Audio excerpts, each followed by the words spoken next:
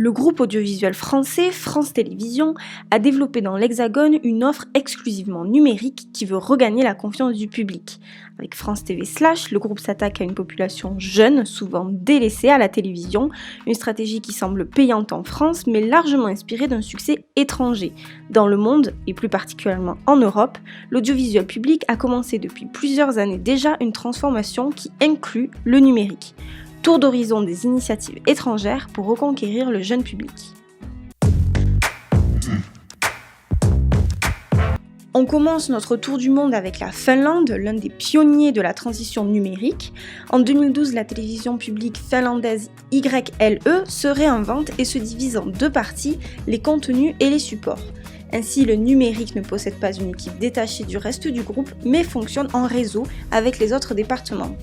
Elle développe énormément ses contenus sur le web, mais fait face à la concurrence de YouTube et Netflix, les premiers médias chez les 15-30 ans.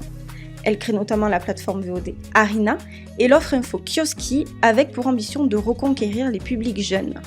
Kioski est présent sur Facebook, Twitter, Instagram, Snapchat, YouTube et sur le player maison. La télévision publique suédoise est elle aussi en avance sur la France dans sa transformation numérique. Le groupe national, la SVT, veut ouvertement prioriser le numérique face au broadcast plus classique. Elle a 3 priorités, la jeunesse, l'information et les plateformes vidéo. La SVT a donc énormément misé sur la co-création avec l'audience pour ses programmes enfance et jeunesse.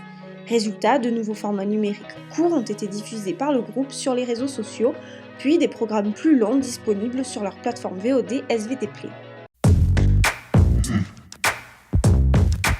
Au Royaume-Uni, la régulation publique et la concurrence privée sont beaucoup plus importantes que chez ses voisins scandinaves. Le défi est donc de taille. Le groupe public national a comme ambition de se réinventer pour mieux coller à la nouvelle génération, à ses usages, ses besoins et ses attentes. La BBC a donc développé plusieurs offres dédiées comme BBC 3, BBC Beat Size et BBC Ideas. Depuis 2016, BBC 3 est une chaîne de télévision exclusivement disponible en ligne pour les 16-34 ans. Elle propose des contenus novateurs et garde une grille de programme de 19h à 4h du matin. L'une des priorités du groupe avec cette chaîne est d'être plus proche de son public et de proposer un contenu sur un support et une période adaptée. En 2017, la consommation numérique allemande augmente drastiquement. Depuis, la ZDF, le groupe audiovisuel public allemand, se concentre sur une production numérique. Le groupe crée alors Funk, une offre jeunesse 100% numérique, qui a pour but d'orienter, informer et divertir les 14-29 ans en co-création avec le public cible et des influenceurs. Plus d'une 60aine de formats sont proposés sur les réseaux sociaux et sur Funk. En complément, le groupe a développé ZDF Neo et ZDF Info, 2 chaînes numériques pour les 25-40 ans, et a accentué une plateforme VOD ouverte depuis 2007, la Médiathèque. Au final, la mutation des groupes audiovisuels publics européens est globale. Les chaînes se transforment et cherchent toutes à parler au public qui a délaissé la télévision, les moins de 35 ans.